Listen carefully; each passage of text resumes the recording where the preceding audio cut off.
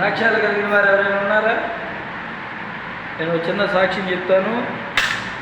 మరి దేవుని సన్నిధిలో కూడి వచ్చిన మీ అందరికీ కూడా నా హృదయపూర్వకమైన వందనాలు. మరి దేవుని మహాకృపను బట్టి మరి మాకు అద్దంకిలో నీళ్ళకి ఇబ్బందిగా ఉంటుంది పరిస్థితి. ఒక రోజు నీళ్ళు వచ్చి రాక మాకేమో బోర్ లేదు, ఇబ్బందులు పడుతూ ఉన్నప్పుడు ప్రార్థన చేశాం. ప్రార్థన చేస్తూ వస్తున్నాము. మరి నిన్నటి దినమున దేవుడు బోరేయించి మరి నీళ్ళ మోటార్ కూడా పెట్టుకుని మరి నీళ్లు వాడుకోవడానికి దేవుడు కృప చూపాడు. దేవుని నామానికి స్తోత్రం కలుగును గాక. హల్లెలూయా. అందరి దగ్గరగా హల్లెలూయా చెబుదాం. మరి గత వారం మరి దేవుని సన్నిధిలో పెట్టి ప్రార్థించాం. మరి నిన్నటి దినమున కూడా మరి వెనకాల పాస్టర్ గారిని మరి ఆంటీ గారిని అందరం కూడా ప్రార్థనతో ఆ యొక్క బోరు, ఎందుకంటే ఆ ఏరియాలో కొన్ని బోర్లు ఫెయిల్ అయిపోతాయి, వేయించి కూడా ఉపయోగం ఉంటుందా. ఎంత అడుక్కెళ్ళినా కానీ నీళ్లు లేక ఇబ్బందులు పడుతుంటే మరి నాకు పక్కన ప్రార్థన చేస్తున్నాం, మరి పడతాయో లేదో ఎలా ఉంటుందో పరిస్థితి అని మరి అంత ఖర్చు పెడుతున్నప్పుడు బాధ అనిపిస్తుంది కదా. మరి అయినా పూనుకున్నాం, సిద్ధపడ్డాం. కాస్త నీళ్లు పడితే పిల్లలకి ఇబ్బంది లేకుండా ఉంటుంది, పిల్లలతో పెద్దామతో అని ఆలోచన చేస్తూ మరి పూనుకున్నాము. దేవుడు మహాకృపను బట్టి మంచి నీళ్ళే పడి, గొళ్ళకమ్మ నీళ్ళు లాగా ఉన్నాయి, చక్కగా మంచినీళ్ళు పడినాయి. మామూలుగా చుట్టుపక్కల నీళ్లు పడే బోర్లకైతే కనీసం 80-90 అడుగులకి నీళ్లు పడతాయంట.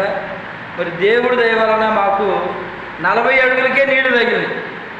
కానీ మరలా కుదరదని చెప్పి నేను ఏం చేయించానంటే 170 అడుగులు లోతుకి వేయించాను. ఎందుకంటే మనకి కుదిరితే ఆ కింద ఫ్లోరు భవిష్యత్తులో దేవుడు చల్లగా చూస్తే పైన ఫ్లోర్లో కూడా మనం గదులు కట్టి మరి దేనికైనా వాడుకోవడానికి కావచ్చు, అద్దెకి కావచ్చు, దేనికైనా మరి 2 కితాలకు ఉపయోగపడాలి. కాబట్టి బోరు లోతు వేయించి చక్కగా మంచి మోటార్ తెచ్చి ఏర్పాటు చేసి దేవుడి దయ వల్ల చక్కగా మంచినీళ్ళు పట్టడం, బోరు కూడా సక్సెస్ఫుల్ అయ్యింది. దేవుడికి మరోసారి స్తోత్రం చెబుతాం. హల్లెలూయా. మరి సంఘంలో గత వారం తెలియపరిచారు, అమ్మాయి ఇట్లా బోరు కొద్దాం అనుకుంటున్నామంటే మరి సంఘ బిడ్డలు మీరందరూ కూడా ప్రార్థించారు. మరి నిజానికైతే ప్రార్థన చేసి వెళ్ళాం కదా. మరుసటి రోజున 2వ రోజున సోమ మంగళవారాల్లో మరి దానికి బోరుకి చాలా ఆటంకం ఏర్పడింది.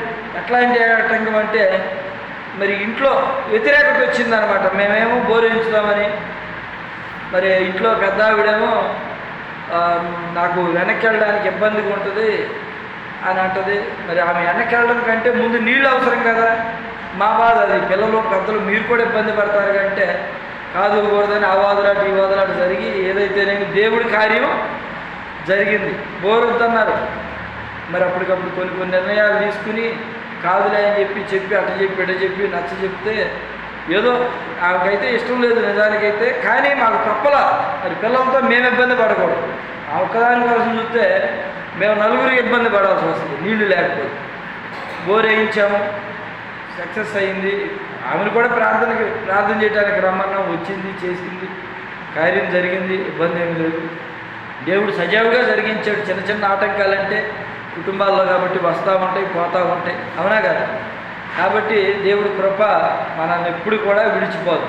ప్రతి విషయాన్ని కూడా దేవుని సన్నిధిలో మనం ప్రార్థనాపూర్వకంగా చేయాలి. ప్రతి విషయాన్ని కూడా నేను వెనకాల పాస్టర్ గారితో చిన్న విభేదాలు ఉన్నప్పటికీ ప్రార్థనకి వాళ్ళు ఆటంకం కాకూడదని అరుణక్కని, యేసుపాదం గారిని పిలిచాను, ఆంటీ గారిని పిలిచాను, మా కుటుంబం ఉన్నాం, మా నాన్నగారు, మా తమ్ముడు గారు అందరం కలిసి చక్కగా అక్కడ ప్రార్థనల్లో ఏర్పాటు చేసుకుని చిన్న ప్రార్థన చేసి అందరూ తలో 2 కొబ్బరి నూనె బట్టలు వేసి ప్రభువా ఇక్కడ నీళ్లు పడాలని అందరం ప్రార్థించినప్పుడు మీ ప్రార్థన మా ప్రార్థన ఆలకించిన దేవుడు గొప్ప కార్యం చేశాడు. హల్లెలూయా, హల్లెలూయా. కాబట్టి అటువంటి దేవుడికి మనం ఏమిచ్చి కూడా రుణం తీర్చుకోవాలి. ప్రకృతి వనరులను మనకు దేవుడు సమకూర్చాడు కదా. చల్లని వాతావరణం, చెట్లు, ఈ చెట్లు లేకపోతే గాలి ఉండదు కదా. ఎక్కడో చోట కాస్త చెట్టు కింద ఎండాకాలం సేద్దేస్తాం, అలాగే నీరు లేకపోతే మనం ఉండలేం. కాబట్టి రమ్మా కుర్చీ, వాళ్ళ అబ్బాయికి కూడా కుర్చీ, వాళ్ళు రాళ్ళు లేకపోతే వచ్చేవారు. తల్లి కొడుకు ఇద్దరు 2 కుర్చీలు ఎత్తే వస్తారు, లేకపోతే రాకపోతే అమ్మా పని కూర్చో. కాబట్టి దేవుడు చేసిన కార్యాలను బట్టి మరి దేవుడికి నేను ఏమి ఇచ్చి కూడా ఆయన రుణం తీర్చుకోలేదు.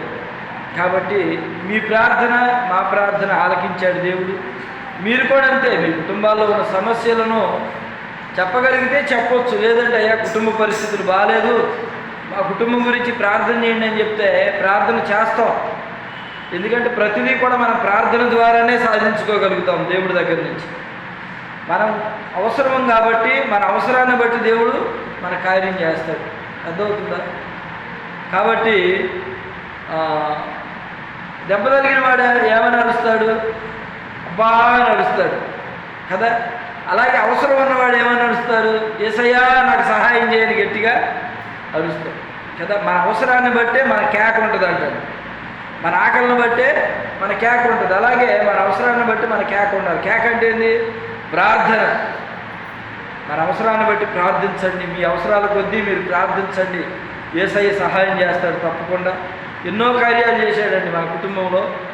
మరి ఇంటి పన్ను విషయం గత వారం చెప్పాను కదా. ఇంటి పన్ను కూడా మా పేరు మీదకి మార్చుకోవడానికి, అంటే రిజిస్టర్ కాదు, ఓన్లీ ఇంటి పన్ను కట్టుకోవడానికి మాత్రమే.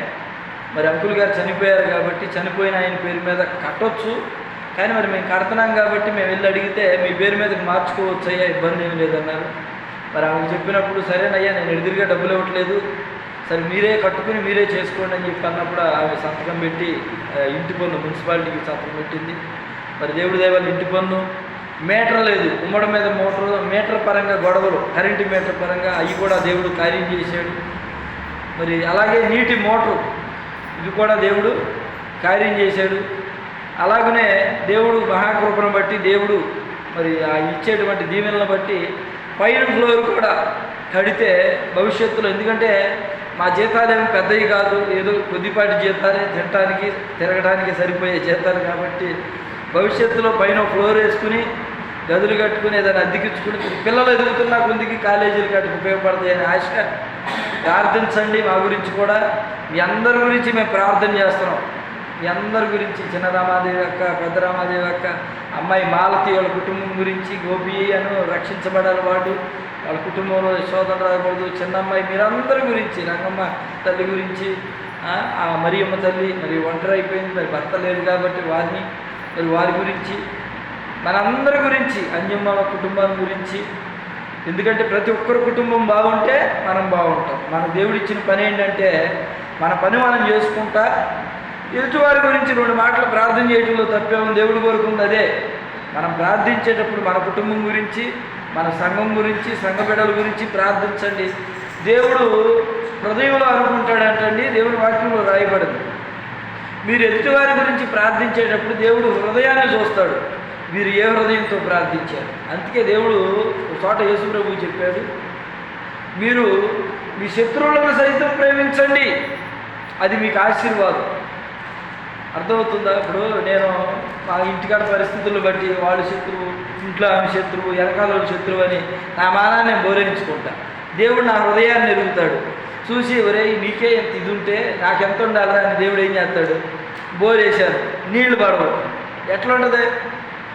నా మనసుకి నేను అనుకుంటుంటా, మనం ఎంత తగ్గితే దేవుడు మనల్ని అంత హెచ్చింపు చేస్తాడు. అంతేనా? దేవుడి వాక్యం కూడా అదే ఉందిగా, తను తాను తగ్గించుకునేవాడు హెచ్చించబడతాడు. అలాగనే మనం వాళ్ళతో మాట్లాడడం కదా, వాళ్ళ గురించి మనం ప్రార్థన చేయించేదేంటి అన్న ఆలోచన నాకు రాలేదు. ఎందుకంటే దేవుడి వాక్యం అలా చెబితే, దేవుడి వాక్యం చెప్పేటప్పుడు మన చుట్టూ ఉన్న వారితో మనం మంచి స్నేహభావం కలిగి ఉండాలి, ప్రేమ కలిగి ఉండాలి. ఒకరి ఏళ్ళు ఒకరు ప్రేమ కలిగి ఉండండి అన్నాడు. నీ శత్రువును కూడా నేను ప్రేమించమన్నాడు. అవసరమైతే నిన్ను ఎవడైనా కుడి చెంప మీద కొడితే నీ ఎడం చెంప కూడా చూపించన్నాడు. ఎందుకు?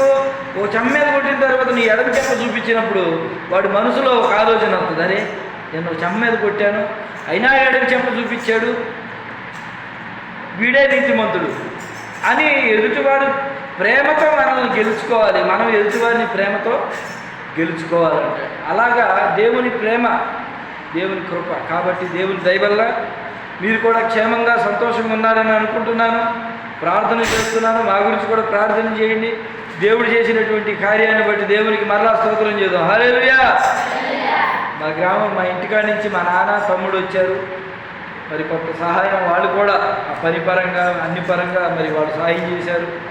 అప్పుడు మా పిల్లలందరినీ కూడా పొద్దున్నే తీసుకెళ్ళిపోయారు. ఎండ పెడుతుందని ఉదయాన్నే తెల్లారగట్ట లేపుకుని, సెలవులు కదా, నేను వాళ్ళ తాతయ్య వచ్చి మన వాళ్ళందరినీ తీసుకెళ్ళాడు. అంటే మా చెల్లోళ్ళ పిల్లలు కూడా వచ్చారు. గత వారం చూశారు కదా మీరు. వాళ్ళని వీళ్ళని జడ్జ్ చేసుకుని 2 బళ్ళు వేసుకొచ్చారు. పొద్దున్నే తీసుకుని వెళ్ళిపోయారు. వాళ్ళ చేతితోనే మరి ప్రారంభించాం మోటార్ కూడా. ఎందుకంటే మా నాన్నగారే మా ఇంటి పెద్ద కాబట్టి మరి ఆ విధంగా దేవుడు గొప్ప కార్యం చేశాడు. సరే, చిన్న ప్రార్థన చేసుకుని వాక్య భాగంలోనికి వెళదాం. అందరు కళ్ళు మూసుకోండి.